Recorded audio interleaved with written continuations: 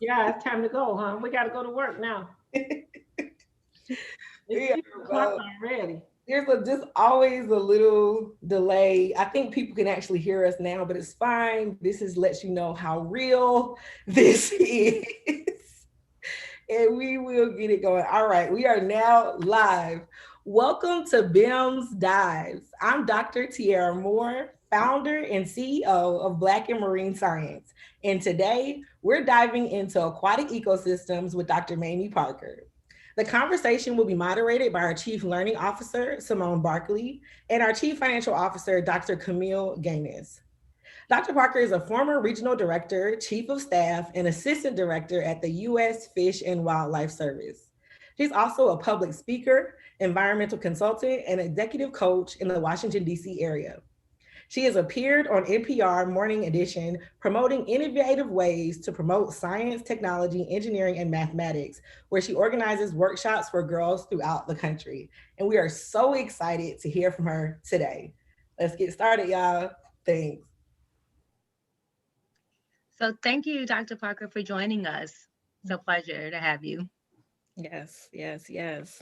Thank you for the invitation. And also, more importantly, thank you, ladies, for your boldness, for your courage, your creativity to really establish a community that you've done and a safe space for people to get the message that, we belong here and together we rise. So Yeah. I'm so excited to be here. I have chill bumps. Yes, we were really excited about having you. So I already know that we have questions, set, but I'm sure that the conversation will take us wherever it does, and that's no problem. But we do have a few questions to get us started, and I'll go ahead and, ask this first one. So as a limnologist, what comes to mind for you when you hear the word aquatic ecosystems, and how are they linked to marine ecosystems? Yeah, so I think about what NRDC has said about, and something that Fish and Wildlife said when I was head of fisheries in this country: healthy fish, healthy wildlife, leads to healthy people. And so when I think about really this whole business of aquatic ecosystems, and I think about marine ecosystems, of course, they are all interconnected. And without one, we don't have the other one. And we need them all to make a difference. And so that's one thing. I also, had a chance to work in the Great Lakes and understanding limnology and the lymphatic systems that were in place, the pools, the lakes, the slow running water, as well as the not so slow running water in our freshwater streams. Worked, a lot with the major rivers there, the Mississippi River, as well as the Missouri River, among others, Illinois rivers, and understanding those ecosystems and how important they are to our oceans. We think about what's going on now in the Mississippi River in the hypoxic zones, and how that, the agricultural communities in the Midwest, whatever they do, you see the impact of that in the Gulf of Mexico and into our oceans as well. And so it reminds me of when I had a chance to go to Africa and was talking to the students there. And they basically said to us that, of course, you've heard this, said when America sneezes, the world catches a cold. And so I feel that way when we think about aquatic ecosystems. We have the freshwater and the marine.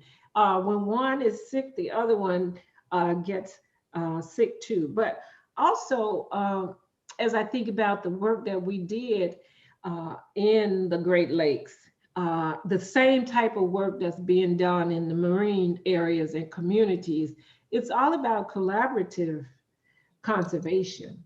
It's about how do we work together to make a difference.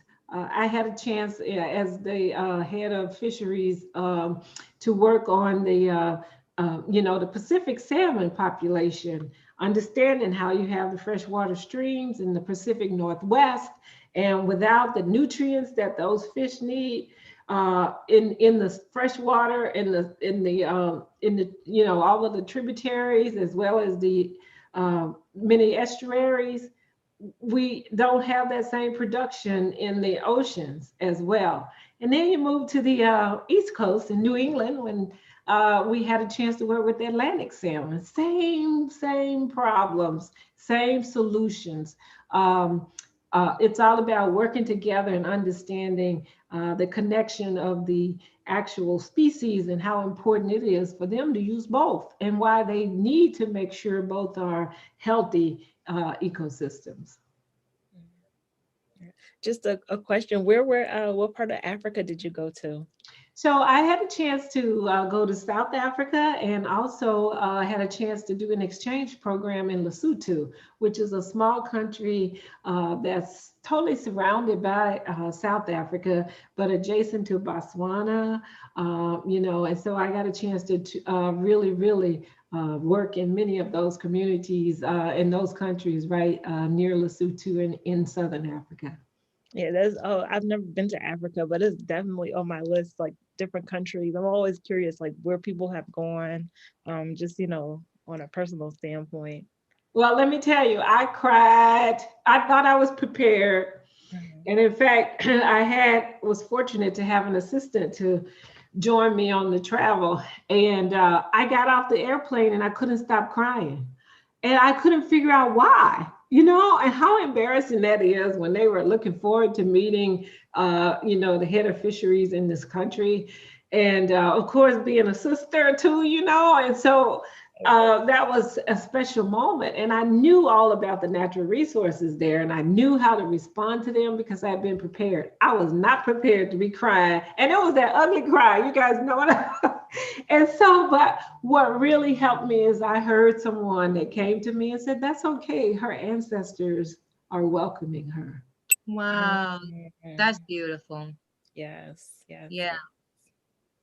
Oh man, I had said to Camille and the rest of the BIMS team, like, I really want Mamie definitely for her influence on the field, but also like she's a storyteller and she's so captivating, right? And you're gonna sit there and you're gonna be like glued to your computer screen the entire time while she's talking and writing down notes. Every time I listen to you, I'm like writing down quotes that I then literally put in front of my desk so I can remember like what you said, so I can remind myself. They're like affirmations for me. So I, again, am always happy to hear you talk and just share your experiences and what you've learned. And anything, honestly, I'm just always like engrossed, like, yes, say more. Well, I tell you, Symone, I'm just pleased with the fact that you know the importance of working with youth and how we're going to talk about that later, but I just want to celebrate you. I really like being called a lot of names, but the one I'm most proud of is the celebration queen. And we have to celebrate each other because together we rise, and that's so important for us to do that. But also remember Glinda the Good Witch in the Wizard of Oz, and she said it's already in you, and so that's the message tonight that we want to share with our audience, right? That whatever we need, it's all inside of us. And I know that's what you're teaching those youth at the National Aquarium. I've been there, I've heard them, I've seen them do their thing. And so again, it's all about knowing it's inside of us because we've experienced a lot of microaggressions, isolation. Yes. We've been called the N-word. Yeah, let's just say it, and just the trauma that we've encountered will make us have that self-negative talk and that doubt, right? That we don't belong and that we're not good enough. And that's what kids like to hear and they need to hear. I am enough. Right. I'm good enough. Yes. Yeah. Camille, please go ahead and ask your question because I ain't gonna be able to talk. Yeah. I just think this conversation is just it's great because you're just harping on so many things. Even as being a part of the BIMS team, we talk about collaboration, and even as scientists, being a Black woman as scientists, it's hard to collaborate with our peers sometimes, right? We can be ostracized, and that's one thing I'm so fortunate with the BIMS team. We truly approach our problems from a collaborative standpoint. We open our doors to our community, our members.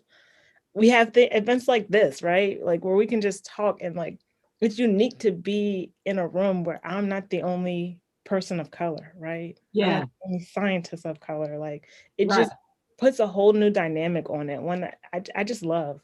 Yes. Love. And you know what? We need to be able to own this, because there was a time we didn't. I recall when I was in Green Bay, Wisconsin, walking down the street, and all of a sudden I saw a Black person, and I was like, "Hey!" Right? Be like that. Yes. And my friend turned to me and she said, "Do you know them?" I was like, "No, I don't know them, but I'm sure that we have something in common in this community, the two of us being these pioneers.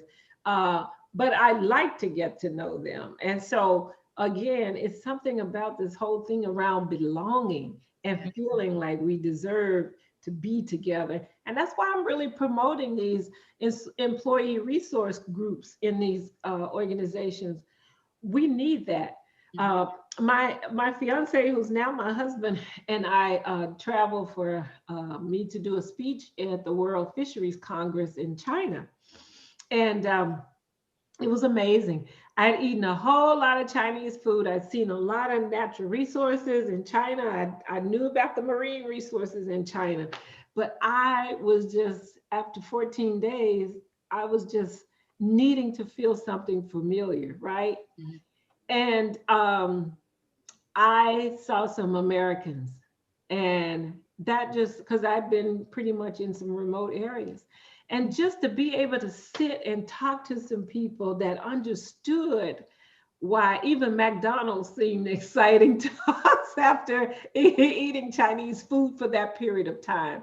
And so if people could just visualize that, whether they were in the Peace Corps, whether they are wherever they are, just the idea that you get a chance to be around people that will know who you are, sometimes without us even speaking, right?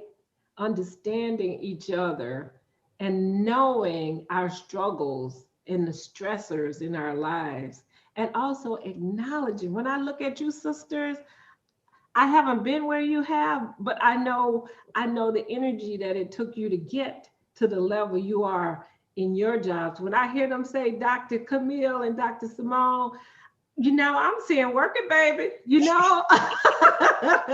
And that's all right, but I know that it wasn't easy for you all to get there. So you know, it's just important for us to keep doing that and keep collaborating with each other. And it's the same formula that we used when I was in the Great Lakes working with the commission, the Great Lakes Commission, or when we worked with the marine protected programs and making sure we took care of the overfishing of the fish populations, whether it's Menhaden or whatever, and the Atlantic State Fisheries Commission and councils. It's all about collaboration, whether you're talking about conservation or you're talking about people. Yeah. Yeah. They're one and the same. Okay. So Mamie, can you share with us a little bit about your upbringing? I really love when you talk about this, and I want to make sure that everyone hears you talk about this. So can you talk a little bit about your upbringing and how that kind of served as the foundation for your career? So yes, I will. And in many cases, I wonder if my story is not a lot of different than other folks' stories. It's just here recently, people understand, Dr. Symone, why it's good to do storytelling, because storytelling really helps us. It's therapy, right? And so it took me years and years to tell part of this story. But my mother was, I thought she had an 8th grade education. Now I've done Ancestry.com and found out that she had a 5th grade education. But she was an avid angler, a great gardener, and actually knew a lot about botany, believe it or not. And so can you imagine a woman in the Mississippi Delta, one of the poorest regions in this country, already had 5 boys and 5 girls, and was about to have her 11th child. Can you imagine that? 11 children. And I have a picture of the actual house that I was born in, but it was only 4 rooms in that house. And the house didn't look that good on the inside. The outside was beautiful because my mother had flowers everywhere. But what was beautiful about it is my birth mother introducing me to Mother Earth.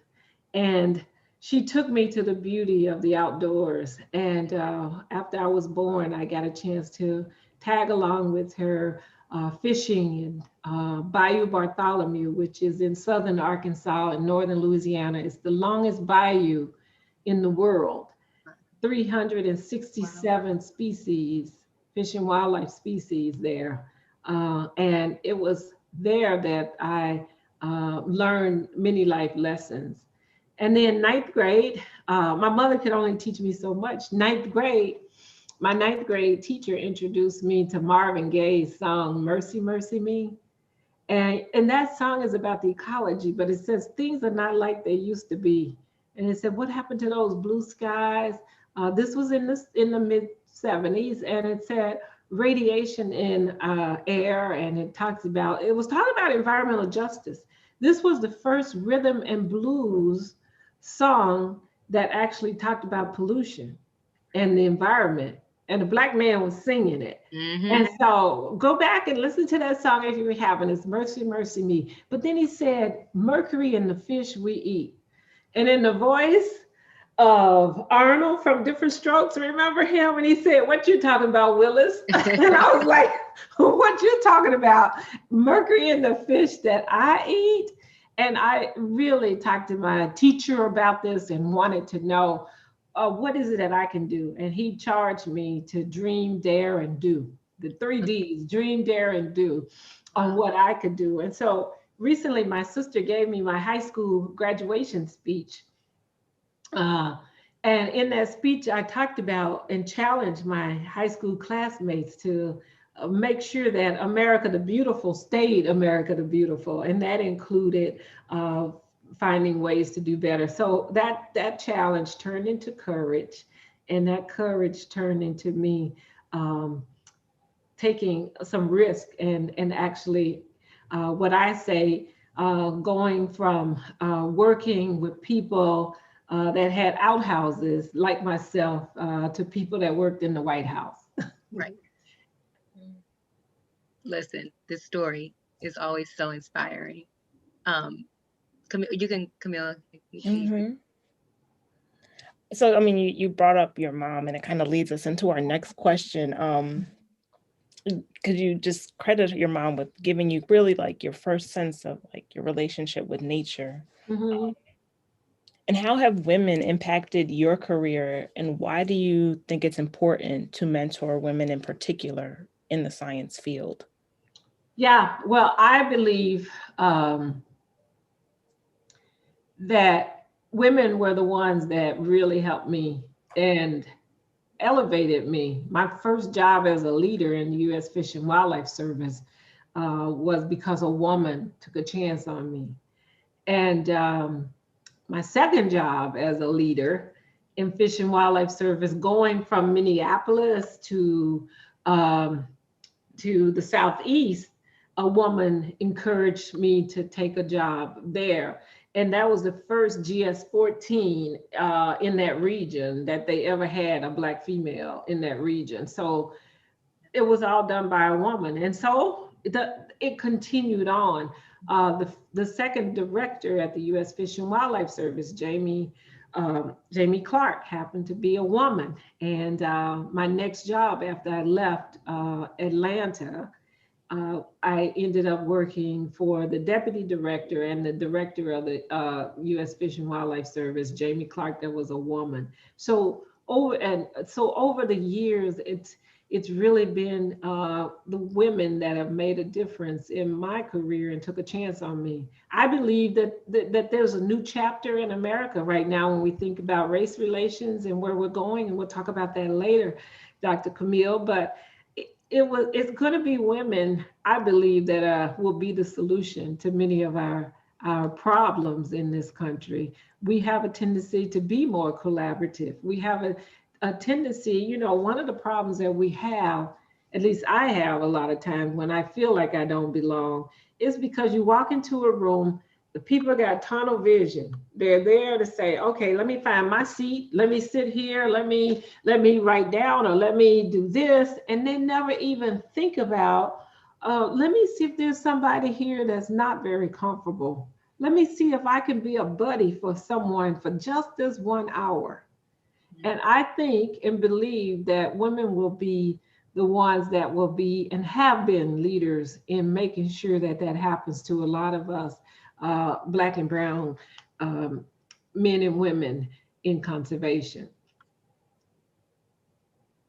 Yeah, so I think that we even can see that, in our like leadership of BIMS, right? Like there are definitely more women on our leadership team, and we do our very best to try to. And I remember when we first kind of established the board, and it was all ladies, and we were like, should we maybe have a man in here, just something. So we do now. We have 2 men that are on our team. Shout out to to Alex and to Chris. We appreciate y'all for supporting us. But you're absolutely right. I think that it's so important that women support one another, and that we also, I think, bring other people into, so we bring in the men and anyone else, right, that wants to be here, that may not feel comfortable usually. I'm very proud to have my sisters with me, and to talk to them, and even in this community that we built, like sometimes we have like a group chat, and sometimes we get into the chat and we're just like, y'all, this is not about BIMS, but I just have to say this, or like, this is something that I'm feeling today. I just have to let this go. Right. And we didn't always have that. Like even when, Camille and I and Tiara, we were at Hampton, we were studying marine science. We all were doing similar work. Right. And we still didn't always like have a space where we could just like come together and talk to one another. We had it, when we were in class, but once we graduated and maybe went to different schools for graduate school or moved around, we didn't always have that opportunity to gather and connect with one another. And that's something I'm really appreciative of like this time that we're in right now, where we can talk to people across the world, no matter where you are, we can be connected. I think that is something that is extremely powerful, in knowing that there are some people that there are people that are on our BIMS team and folks that have joined our membership that we see all the time online, or we engage with on social media, that we haven't even met in person, but we still feel really close, right? We still feel like we're family. And so it just is, reminding us that, having women, having, people that support one another is so important in this work, in life in general. And I like the fact that you acknowledge the men, because I tell people all of the time that it's going to take more men that helped us along the way. I talk about the women that got me into leadership, but there were men, in many cases white men, that elevated me and encouraged me. My first boss, when I first did my internship, I left Arkansas. I was at the University of Arkansas at Pine Bluff, and I had an internship to do that summer, and I had enough money to get to Chicago. My sister and her husband said, we'll drive you to Wisconsin, to where you're going. I didn't even know what a security deposit was at the time. We owned our little shack in Arkansas. And he said, well, you have the money. I found a place that you can rent, but you need $240 some for a security deposit. And I was like, no, I just got enough money to take me to payday, right? And he loaned me that money, and over the summer I was able to pay him back. And those are the people that I will never ever forget. I had one other experience where I talk about, I was sitting in a meeting and proudly saying I was head of fisheries in this country, and there was a person in the conference room that was not very happy about some work that the Fish and Wildlife Service was doing related to NEPA compliance, and making sure that we were looking at impacts to the species, and also including everybody's points of views there. And And because it was military related, you know, she challenged me and said, do you mean you, just like this now, you think you can stop the security of this country? And the way she said you, right? Doesn't that bring back like memories? And so I had two choices. I could act like my cousin Claudine in Chicago to say, I know she did. and you know, I could have read her, or I could, you know, try to speak to it. Now, the good part about it is that it was very, very, just her tone and delivery just made it clear that who the person that she thought I was. And I started believing it. There goes my being excited, being energized, being ready to respond. Everything, I lost it all. I was speechless. And to this day, that woman, if I see her, I'm traumatized by her, you know, just, and that's what we got to understand too. Many of us need to be trauma informed. And that's what we've experienced. All of us have experienced situations like that. But I tell this story on NPR because I went into the bathroom and I was in the stall crying. And a janitor, she said, excuse me, who's that in there crying? And I came out and she saw that it was me. And she was like, girl, you know, and she gave me one of the most inspiring, motivating talks about, you know, who I was and who my ancestors were. And, you know, now I think about my grandmother's grandmother. She was a slave here in the Commonwealth of Virginia, migrated her way to Arkansas, lived to be in her 70s, 35 years, 30 some years as a slave, and then as a free woman. Wow. And here I am fearing this woman that said these things to me. And so, you know, that's a story about how the janitor, a Black woman, lifted me up. The other good news about it is that my boss at the time, and the deputy, Matt Hogan, who worked at Fish and Wildlife Service at the time, also gave me a very, very, you know, good pep talk to help me through that situation. And I'll never forget that. Yeah. Camille, if you don't, I have one more thing to say. Camille, you can do it. Go ahead. Go ahead. How do you know, this is not a question that we have on here. How do you know when you should tell somebody off and read them like you're saying? Because these things happen, right? And sometimes you have to be like, check yourself, Symone, because you don't want to go too far, right? Or you say like, this is it. Like, I just got to say what I have to say. And whatever happens after this happens. How do you navigate those situations so you know how to respond when things like this happen?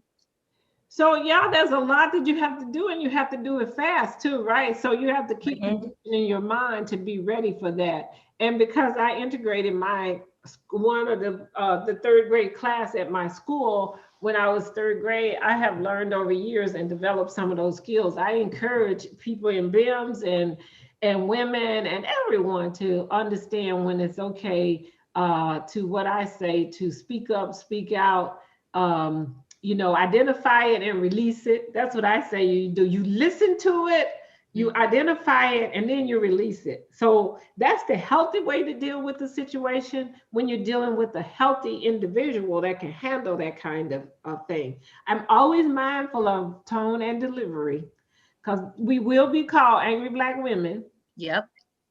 So tone and delivery, many things that I'll say, I have to make sure that my ego's not in the way, right? My mother said egos, edging, she said God out, but edging goodness out, right? So I'm mindful of that, but listen to it, identify it, and release it. That's the healthiest way. But in some cases, you have to also ask yourself, is it true what you're thinking? Because sometimes, I mean, I saw this lady do this to other women and other people. So I knew it was not just me.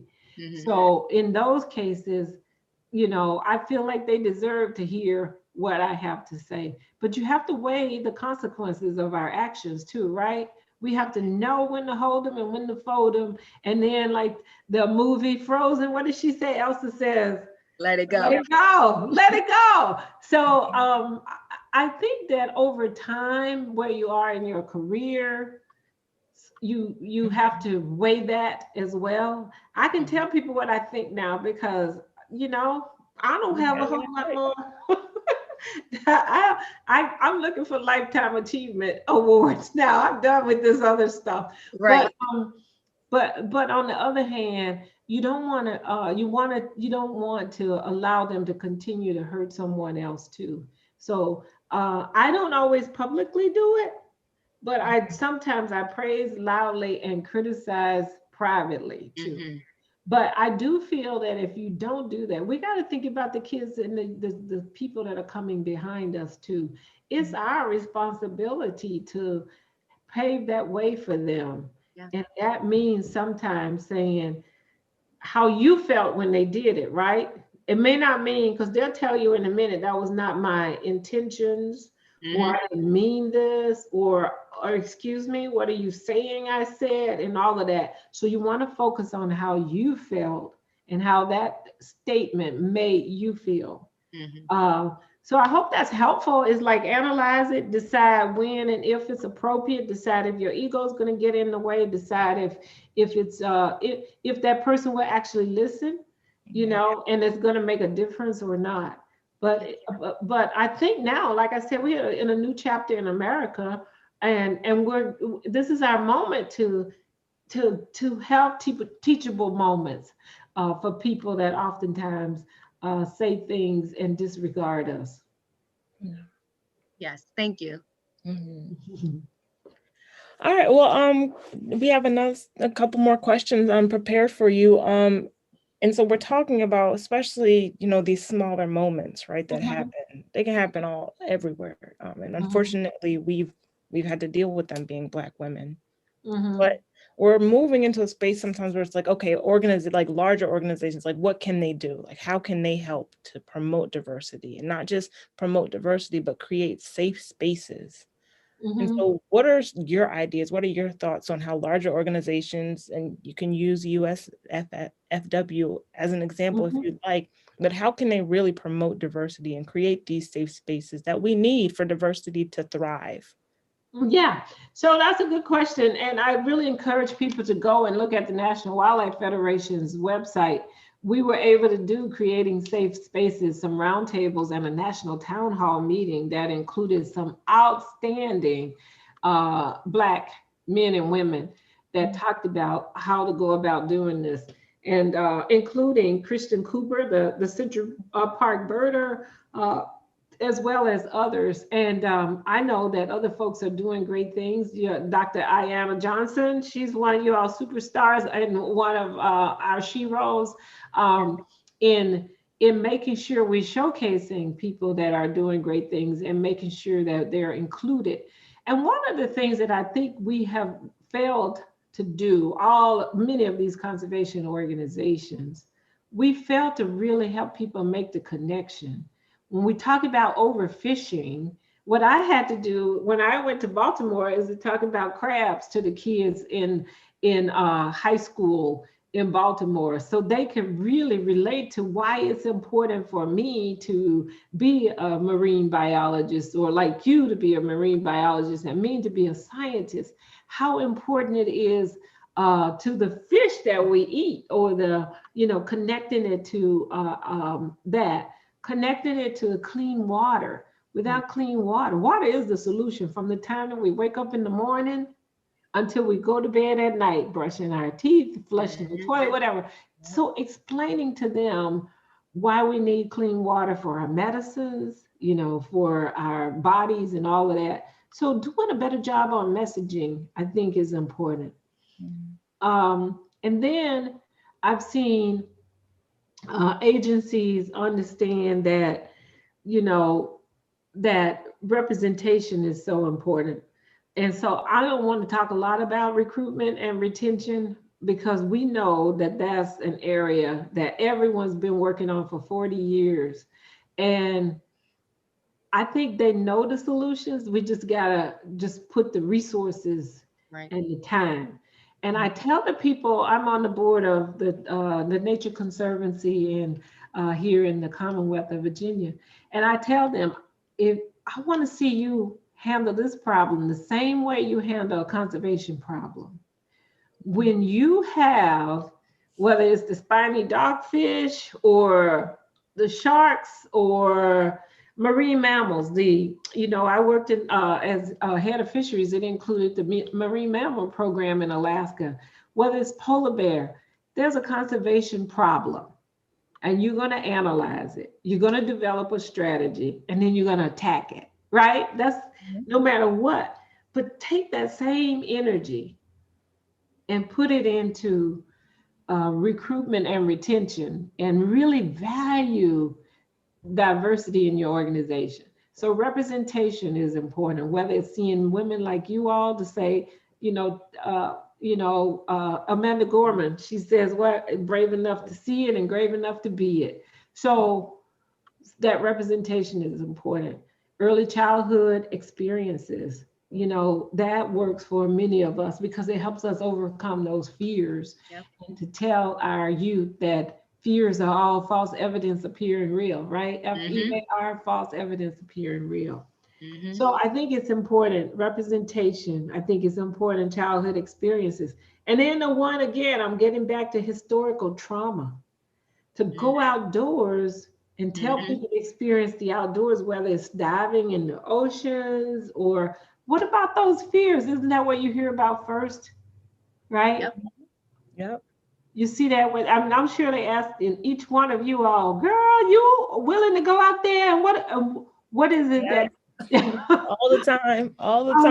You hear that, right? Yeah. And how do you respond? I mean, what do you tell them? I've had thousands of dives and I've never had any experiences. And so, you dive with sharks? It's like, yeah, I've got all my limbs. I'm fine. I've never had any problems, but it's also too, I respect the ocean, right? Like I have a huge respect for nature. I treat the ocean like I'd want somebody to treat my home, I'm not gonna grab organisms and grab animals crazy willy-nilly. Right. And I say, like, if you approach it from that standpoint, I think you'll be fine. Like it's, right. And it's so interesting. My mom came to Maria when I was doing my dissertation research, and she had like a whole list, like, I don't want to see sharks or rays. And it's like, Mom, like, I can't help it if we see a shark. I can't call them up and say, hey, Leslie's coming through. Like, not today. Not today. It was so funny because like we actually ended up seeing rays, and she like, she wasn't freaking out. She was actually excited to be there, so she had all these expectations of like, oh, I'm not gonna like, but it actually happened, and it was great. I got photos because again, I couldn't even, I was like, I have to take a photo of this. So she put herself in a place, maybe she was a little bit uncomfortable, but quickly that uncomfortability, that fear went away. It went away.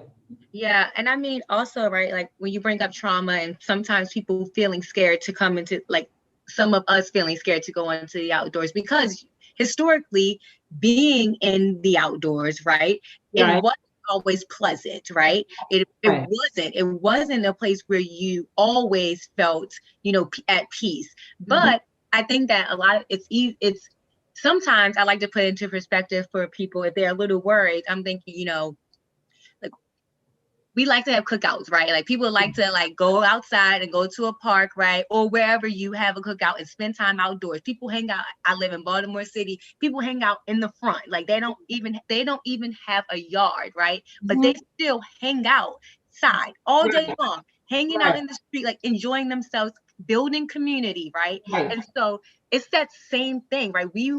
You are already outside, right? You already have found some way to enjoy the outdoors and to appreciate it. Because if you didn't, you wouldn't be out here if you didn't feel like some bit of comfort, if you didn't feel like it was, helpful to you in some way in your life, right? Maybe it's easy for you to gather people together, it's close in proximity to your home. Like there's lots of reasons why people go to parks. Like my family's always gone to a park to like have a cookout, maybe a family reunion. That's what people do. You spend time.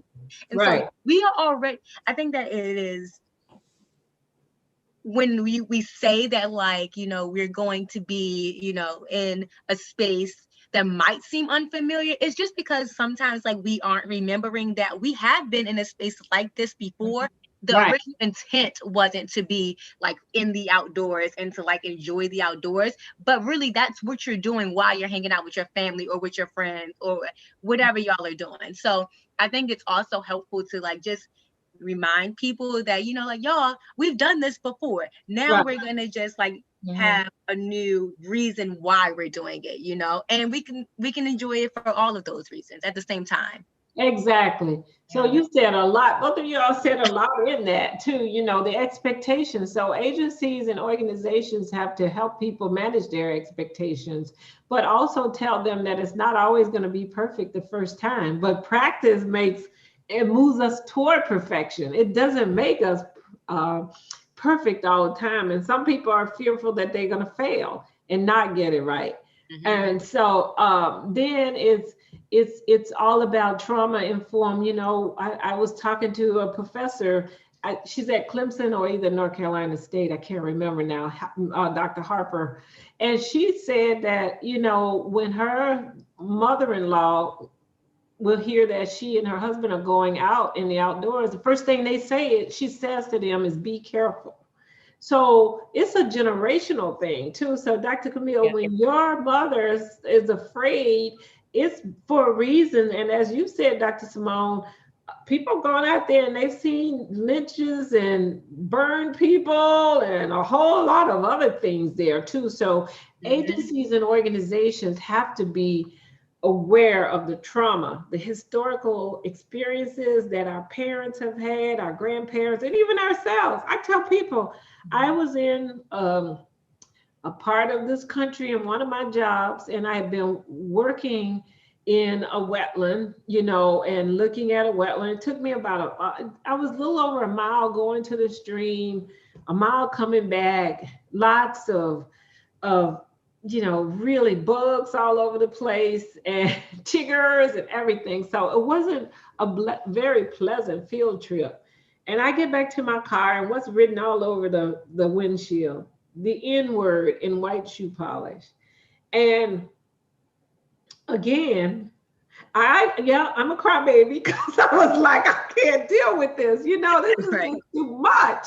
And what's amazing is that it's times like that when you think to yourself, I can't believe this is happening in our time, but it still happened. My mama said racism is either somewhere gathering or somewhere falling. And I would love to be able to say that's not true, but it is. And so being historically to think about some of the things that happened to us or happened to our ancestors is certainly something that we have to deal with.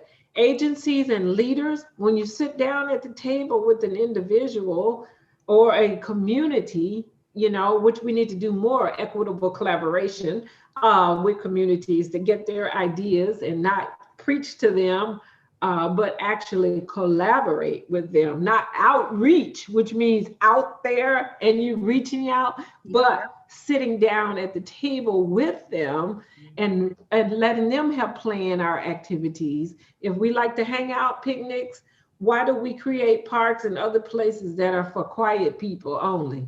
We need to design parks that will allow Black and brown communities to come, and then maybe eventually they will be there to be advocates for our communities and parks, and we don't destroy everything. You know, I got a letter from one lady, and she said, "Here you go. We've already given you all our inner city parks." And she said, "And now you're talking about creating safe places in Yellowstone and Yosemite and all those places. You all want to come and take those from us too?" And I was like, you know, our world is now centered around scarcity versus abundance. Yes. Why is it that we're taking something from you? And why is it that we're viewed as the people that do that? Now, don't get me wrong, I don't have tunnel vision. We know our people. we know Pookie and them.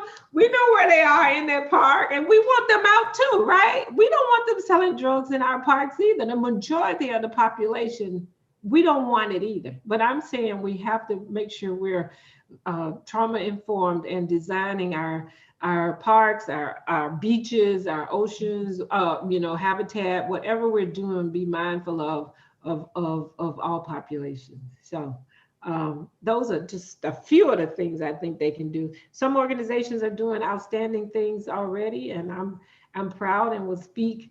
For example, as I said, the National Wildlife Federation, the Student Conservation Association, many of those organizations are now doing and trying to do more in this arena for sure.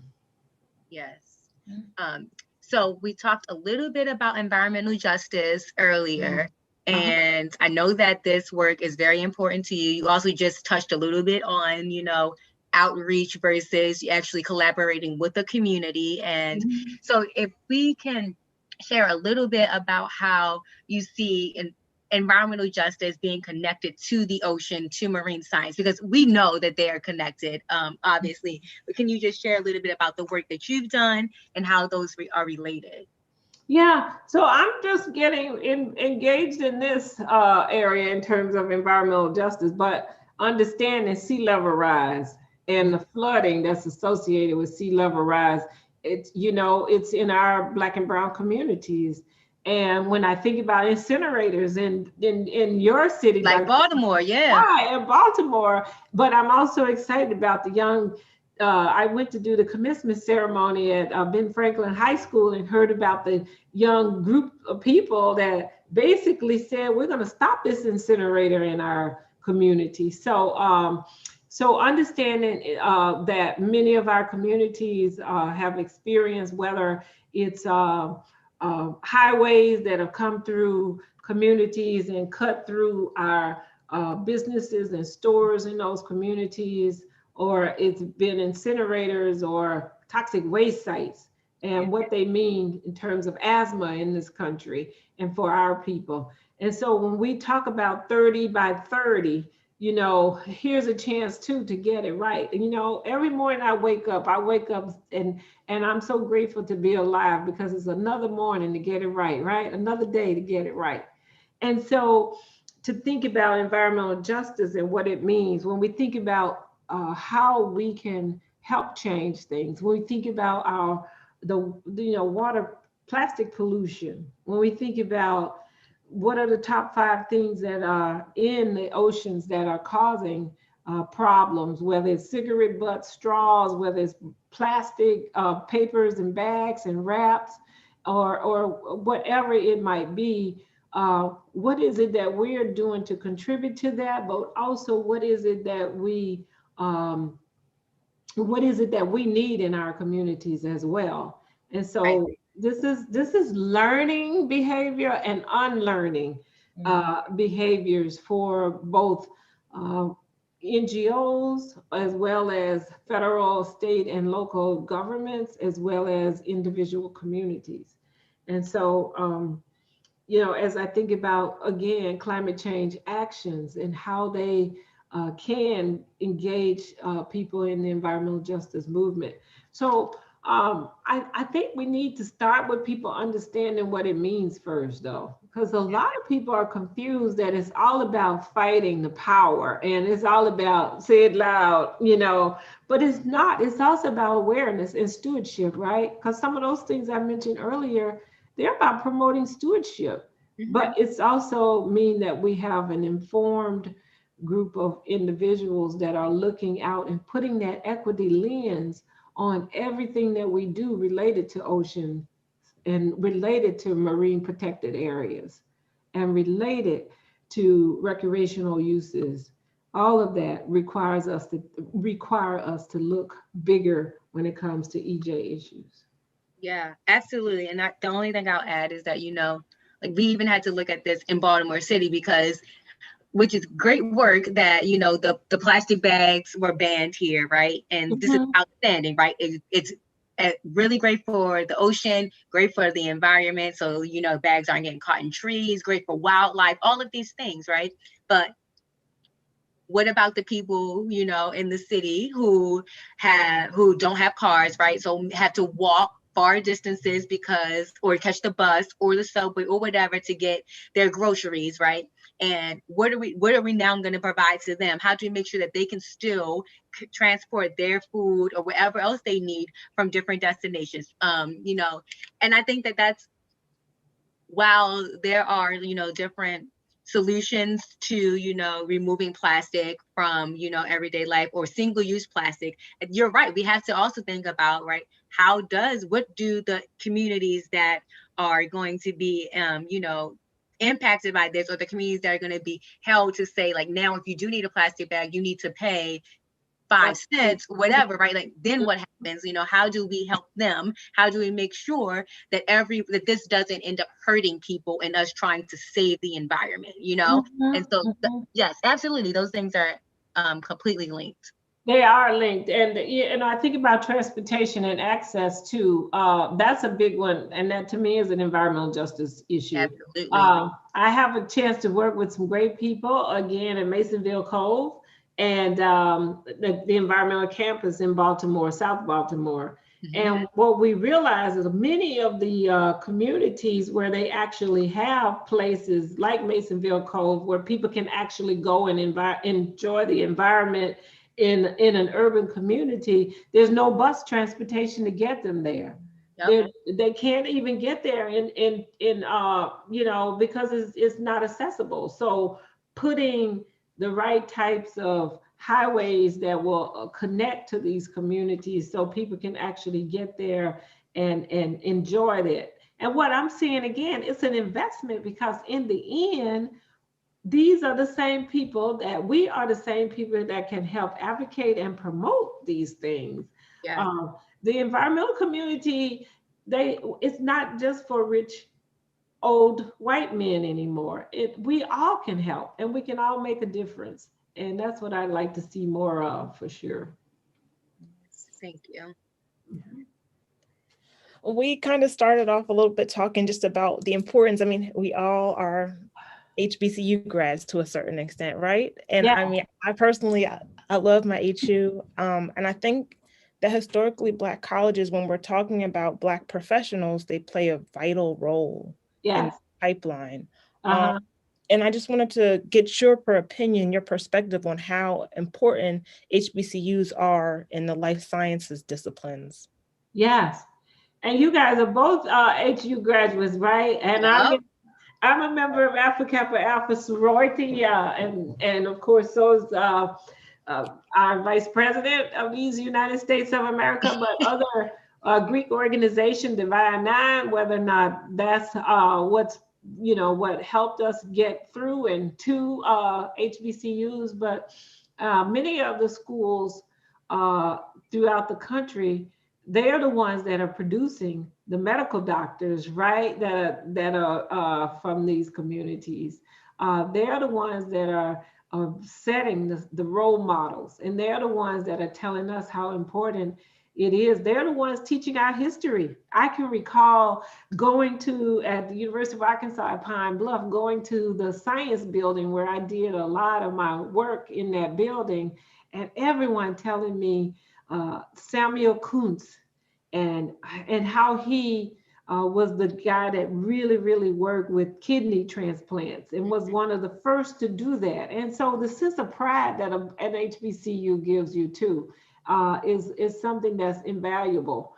But also, I'll tell you this, I can recall being at an HBCU and not always knowing where all my financial aid was going to come from. Now, I'll tell you, HBCUs and the financial aid office, that's a different story at most places. But I just know how hard they work to try to find those dollars to keep you in school. Yeah. And I really, really feel proud of the fact that many of the graduates now are giving back. When I see people like Mr. Smith and Oprah and others supporting these universities and giving back to them, because these are the feeder universities for people to go on from Hampton to the universities, the other universities as well. And so it's just so important for us to get that But I think the sense of pride is one of the things that I appreciate the most about being an HBC graduate. And there's no shame to my game. I can recall someone throwing a paper down in front of me and saying, "Who taught you to write? Who taught you to write?" And I said, "Miss Betty Williams at the University of Arkansas at Pine Bluff." And he was like, "You're an excellent writer." Now, that negative self-talk had me thinking there was something wrong with Miss Betty Williams. I didn't say Dr. Betty Williams because it wasn't Dr. Betty Williams. It was Miss Betty Williams. So, HBCUs, Dr. Camille, I'm like you. I love my UAPB. I love every one of them because I've seen the results and what they do. My mother said, when all is said and done, sometimes more is said than done. These schools are doing what they say they're going to do in many cases. Yes. Yeah, we obviously love Hampton and all HBCUs. We do. We absolutely love it. And that's our home by the sea, which was perfect for marine science students because we were literally on the water, and with the nickname Home by the Sea, it's close to our heart. So this is our last question. This hour went by really fast, and we just have a few more minutes. So you talked a little bit earlier about, me working with youth, and if you've been to one of our BIMS dives before, you know that I normally ask people about what they see in youth and, how our youth play a role in this work. So can you just share a little bit about how you see youth playing a role in conservation work and protecting the ocean, protecting wildlife? So as I think about youth, I think about Richard Louv and his movement, connecting kids to nature. Yep. You think about that was about 20 some years ago now. Many of those students have graduated. They are ready to enter the workplace because they started that long ago. And so, by incorporating all of these environmental education programs in our schools at that level, I think will make a big choice. And I say, watch us grow over time and watch us do some great things. I think about what this administration has done when we think about youth in conservation. With the conservation corps that they're talking about, I think that's the right way to go, to invest early. We think about 30 by 30. When we think about climate change, it's because of young individuals, in my mind, the Gen X's, the Gen Y's, the Gen Z's, the Gen Alphas. They're the ones that have demanded that we look at social justice in this country. I talk about, I think about George Floyd. It's amazing. George Floyd's birthday, October 14th, is the same date that I celebrate my birthday, as well as the President of the United States, former President Eisenhower. And you think about the fact that whatever happened to him changed this country and changed where we're headed. A new chapter in America, as I've said. When you look at the marchers, they were young people. They were the ones that were there saying, this is wrong, and we want to fix it. And because they were there, then you saw major corporations making statements. Hopefully that's not all they're doing is making the statements, right? We want to we want to see something. But I just believe that if you think about anything that's happened, and the quote that I love, it says, nothing happens unless something moves, right? Nothing changes unless something moves.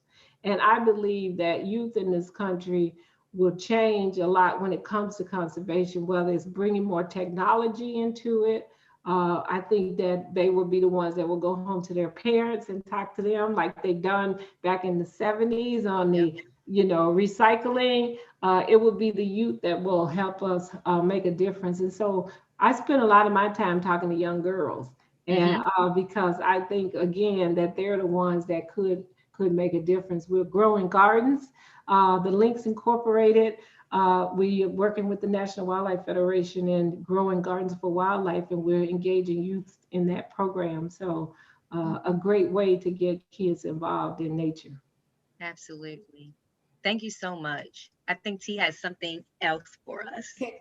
Yes, this was such a great conversation. I've been sitting here in the background like, yes, sis, yes. So so glad that you could join us. But yeah, we usually end these conversations by taking a question. So we reached out our social media and we put a question out. And so the question we said was, what comes to mind for you when you hear the word aquatic ecosystems versus marine ecosystems? And so the answer that we got comes from sci.co. And it says, for aquatic ecosystems, they think of freshwater, rivers, lakes, and then marine is the ocean. So is anybody, I think we're all good with that. So shout out to sci.co. Thanks for answering our question. And yeah. Thank you so much for your leadership, and I really appreciate it. And you know, what about a round of applause for Dr. Symone and Dr. Camille? You guys did a wonderful, wonderful Dr. T. And Dr. T, we are so grateful to have you. And to me, freshwater ecosystems, oceans, it's all about connectivity, and that's what today was connecting and collaborating. So my best wishes to you all in your organization. And as I close, I always close talking about my mother, and I got about half a minute, right, to say, you know, I talk a lot about her, but she passed away 2 weeks before I graduated, and I was a young girl, and it was hard. But I remember on her dying bed, just kind of crying and saying, you know, how in the world can I live without you? And it was in her dying that I learned about living. And she said what I'll say to you, queens, I'll call you queens. Hey, queens. You know, she basically said, you know, you're not alone. And she said, keep going and growing and understand that life might be hard, but life is long. And so keep going and growing. And the song that's from this poem is, each day I live to be a day to give the best of me. I'm only one, but not alone. Our finest day is yet unknown. Our finest day is yet unknown. So thank you for your time and attention. I'm so happy to be in your presence and the presence of greatness. Oh my gosh, we are on your shoulders for sure. You made it possible for us to be here today. We are so honored. Thanks to our audience for viewing in. You don't get this type of content out here on these streets, y'all. So It's only at BIMS. It's only at BIMS.